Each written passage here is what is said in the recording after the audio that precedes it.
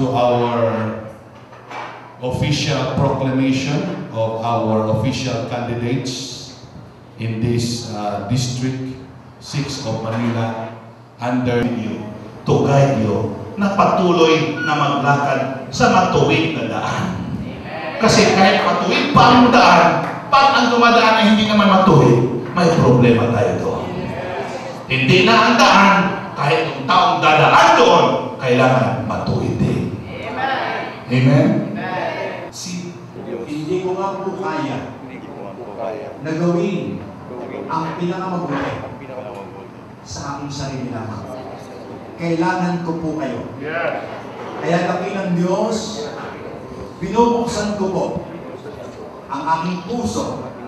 Tinatanggap kita bilang Panginoon ko, Diyos ko, tagapagligtas ko. Pumasok ka nga po sa puso ko, sa buhay ko.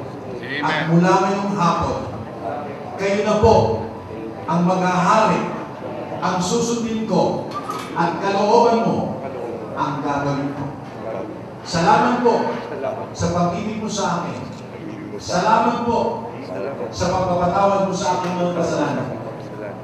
Salamat po sa pagbibigay mo sa akin ng karapatan na maging iyong anak sa pamamagitan ng aking pagsampalataya kay Kristo Jesus. Pinupuri ko po kayo sa pangalan ni Jesus. Amen. Amen.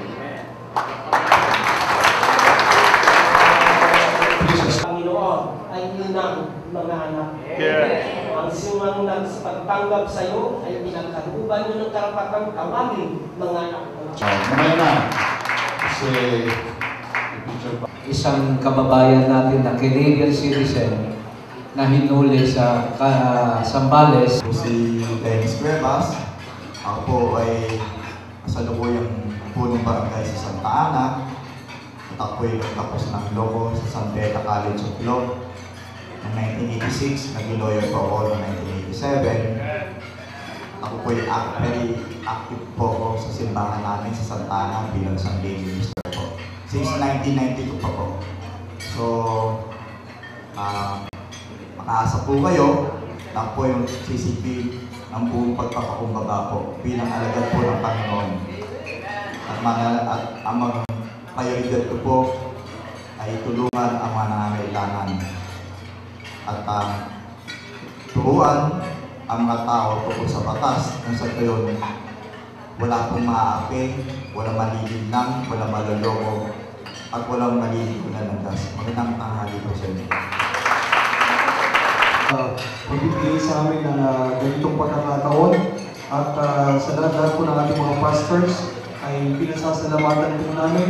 Ang inyong pong lingkod, Baldillanes, ay nagsimula na pong maglingkod bilang barangay chairman. 2 termino na po ako chairman, naging kagawad, naging presorero po ng barangay, at ngayon po ay sundalo po ng ating alkalde, tagapaglatag po ng kanyang mga programa para po sa tao, para po sa aming distrito, at asahan po ng ating mga kapastoran na ang inyong lingkod ay maglilingkod po ng buong puso, mga tao, mga Diyos, higit sa lahat mga Diyos, at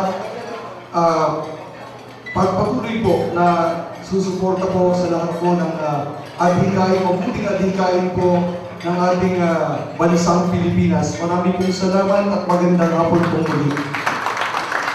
Good afternoon to everyone. Napakaganda po kapiling ang mga pastor na malumanay magsalita at maka-Diyos magbitaw ng mga inyong binibigay sa amin ngayong umaga.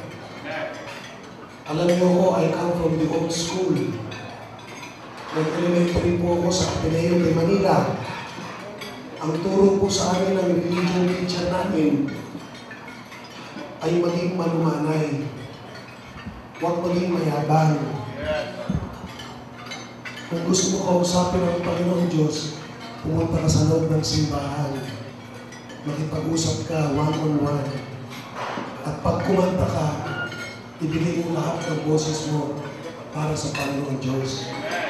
Yan ang turo sa amin ng religion teacher namin. Kaya ngayong umaga, bagamat ako'y nahuli ng konti, sinikap kong makarating dahil alam ko na ang mga pastor na nandito po ngayon na susuporta, hindi lang po sa akin mas nakababatang kapatid na si Congresswoman. Kung hindi alam ko, sinusuportahan niyo rin po ang aming alkalde na si Mayor Lim na wala pong ginawa kung hindi tumulong sa mga mahihirap.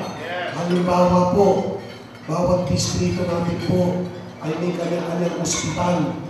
Kami po mga konsehal, kasama na rin po si Santi. Araw-araw, parati po kami nagdadala ng mga pasyente na may mga sakit sa libreng ospital ng Santa Ana. Doon pa lang po makikita nyo na ang pera ng lungsod nilalagay ni Mayor Lim sa tamang pamamaraan.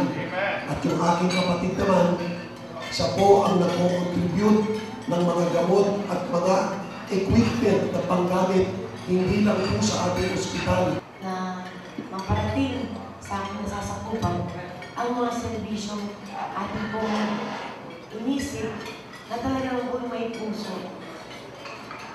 This is going to be my 5th term as a congressman of District 6. And I began in politics at the age of 24 as the first elected batch of officials right after the long many years of martial law. And tayo po mga naging saksi sa EDSA Revolution, tayo po naniwala na sa ating pagsisikap uulan ang bayan natin. Ako po ay napunta sa sektor ng ating mga lingkod bayan at yun po naging prinsipyo ko sa ating paglilingkod na ibigay sa abot ng ating makakaya ang ibigay sa ating ng Panginoon upang magamit natin ang makatulong sa napakaraming tao na nangangailangan ng ating tulong.